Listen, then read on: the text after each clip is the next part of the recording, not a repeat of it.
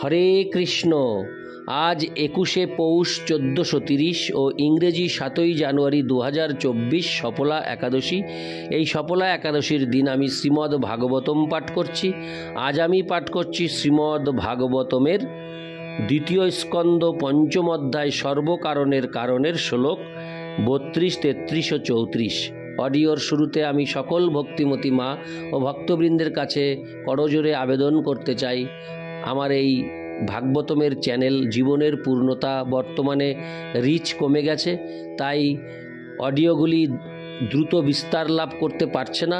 তাই আপনাদের কাছে আমি সহযোগিতা চাই। আপনারা সকলে মিলে এই জীবনের পূর্ণতা চ্যানেলটিকে সাবস্ক্রাইব, লাইক, কমেন্ট ও শেয়ারের মাধ্যমে আপনারা রিচ বাড়িয়ে বহুদূর বিস্তার লাভ করতে সাহায্য করুন। নারায়ণ হে নারায়ণ, ভবভয় হরণম নারায়ণ। শ্লোক 32।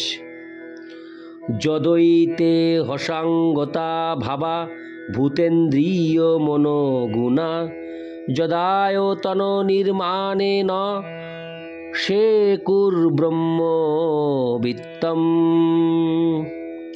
অনুবাদ: হে শ্রেষ্ঠ ব্রহ্মবিদ নারদ, এই সমস্ত সৃষ্ট অংশগুলি যথা পঞ্চ মহাভূত, ইন্দ্রিয় সমূহ, মন এবং প্রকৃতির গুণগুলি যতক্ষণ পর্যন্ত না মিলিত হয় ততক্ষণ শরীর সৃষ্টি সম্ভব হয় না।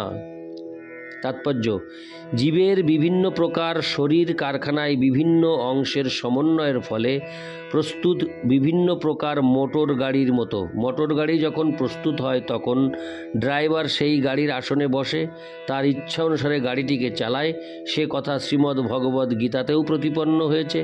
জীব দেহরূপ যন্ত্রে বসে আছে এবং সেই দেহরূপী যানটি চালিত হচ্ছে প্রকৃতির নিয়ন্ত্রণের মাধ্যমে। ঠিক যেমন একটি রেলগাড়ি যা চালকের পরিচালনায় চালিত হয়, জীব কিন্তু তার শরীর নয়, তার দেহরূপী যন্ত্রটি থেকে ভিন্ন। কিন্তু অল্পবুদ্ধি সম্পন্ন জড় বৈজ্ঞানিকেরা বুঝতে পারে না কিভাবে ইন্দ্রিয়সমূহ, মন এবং প্রকৃতির গুণের সমন্বয়ে দেহটির সৃষ্টি হয়। প্রতিটি জীব পরমেশ্বর ভগবানের বিভিন্ন অংশ, একটি চিৎ স্ফুলিঙ্গ। এবং পিতা যেমন তার পুত্রের প্রতি স্নেহপরায়ণ, তেমনি পরমপিতা ভগবানের কৃপার প্রভাবে জীব জড় জগতের উপর তার ইচ্ছানুসারে আধিপত্য করার ক্ষুদ্র স্বাতন্ত্র্য লাভ করেছে। পিতা যেমন ক্রন্দনরত পুত্রকে শান্ত করার জন্য খেলনা দেন, তেমনি মোহাচ্ছন্ন জীবের বাসনা অনুসারে আধিপত্য করার জন্য ভগবান তার ইচ্ছা শক্তির দ্বারা এই জড়জগৎ সৃষ্টি করেছেন। এবং এখানে জীব ভগবানের প্রতিনিধিদের নিয়ন্ত্রণাধীনে স্বতন্ত্রভাবে এই জড়জগতের উপর আধিপত্য বিস্তার করার চেষ্টা করে। বদ্ধ জীবদের অবস্থা ঠিক ভগবানের দাসীর অধীনে জড় জগৎরূপী উদ্যানে ক্রিয়াশীল শিশুদের মতো।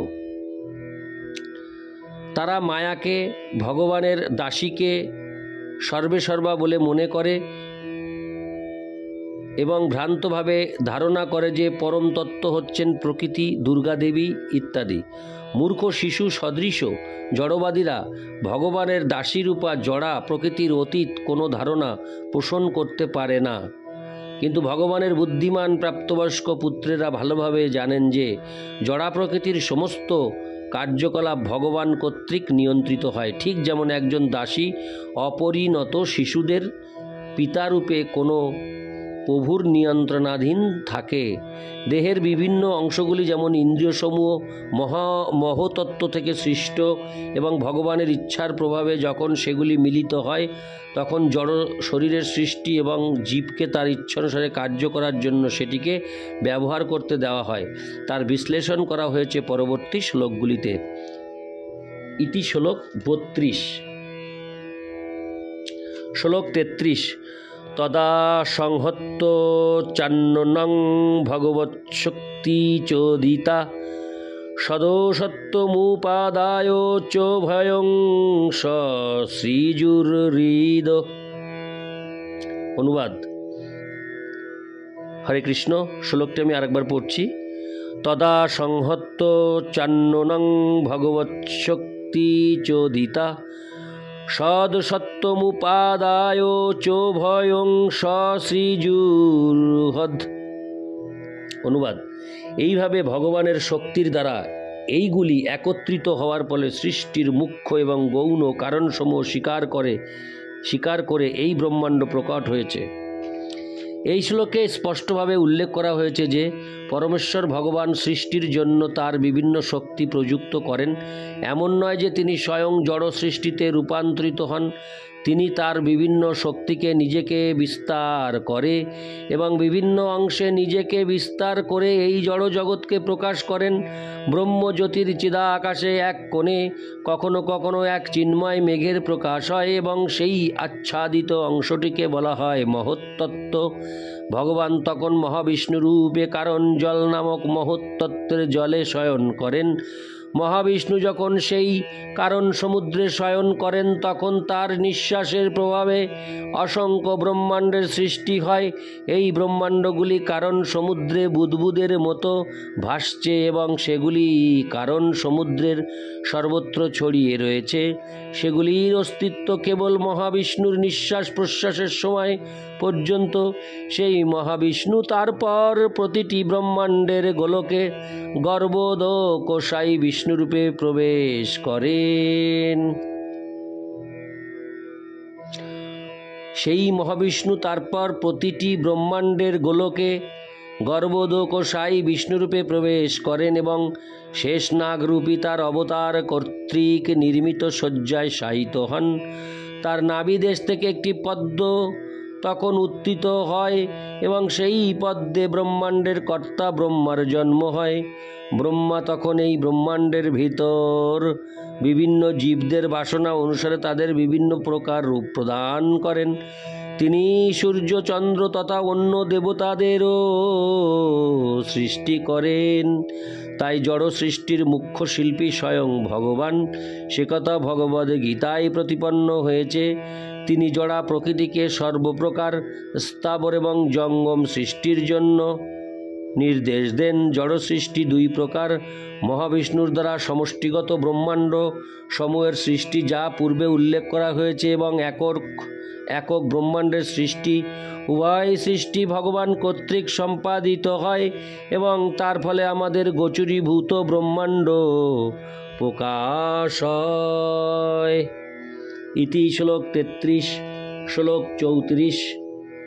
বর্ষ পূগ সহস্রান্তে তদন্তমুদকে স্বয়ং কালকর্ম স্বভাবস্থ জীবমো জীবয়ত। অনুবাদ।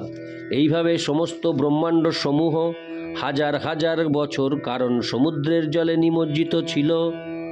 তারপর সমস্ত জীবের ঈশ্বর ভগবান তাদের মধ্যে প্রবিষ্ট হয়ে সেগুলিকে পূর্ণরূপে সজীব করেন। তাৎপর্য: ভগবানকে এখানে জীব বলে বর্ণনা করা হয়েছে কেননা তিনি হচ্ছেন সমস্ত জীবদের ঈশ্বর। বেদে তাকে অন্য সমস্ত নিত্যদের মধ্যে পরম নিত্য বলে বর্ণনা করা হয়েছে। জীবের সঙ্গে ভগবানের সম্পর্ক পুত্রের সঙ্গে পিতার সম্পর্কের মতো। গুণগতভাবে পিতা এবং পুত্র সমান, কিন্তু তা হলেও পিতা কখনো পুত্র নন, অথবা পুত্র কখনো তার জন্মদাতা পিতা নন।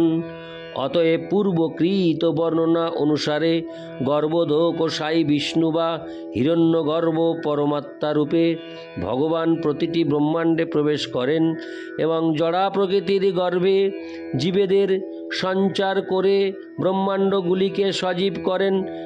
যে কথা ভগবদ্ গীতায় প্রতিপন্ন হয়েছে।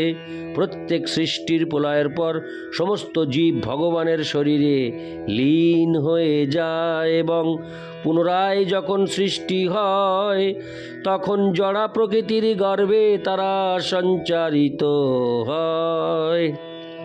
তাই জড়জগতে জড়া প্রকৃতি জীবের মাতা সদৃশ্য এবং ভগবান হচ্ছেন পিতা।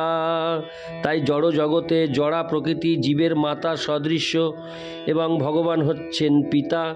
কিন্তু জীব যখন জড় জগতে সক্রিয় হয় তখন তারা কাল এবং মায়া শক্তির বশীভূত হয়ে তাদের স্বাভাবিক প্রবৃত্তি অনুসারে কর্ম করতে শুরু করে এবং তার ফলে বিভিন্ন প্রকার জীবের প্রকাশ হয়।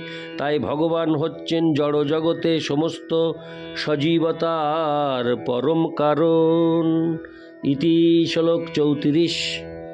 নারায়ণ হে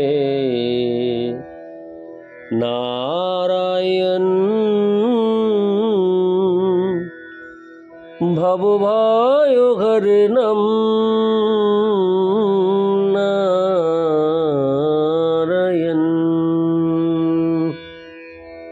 হরে কৃষ্ণ।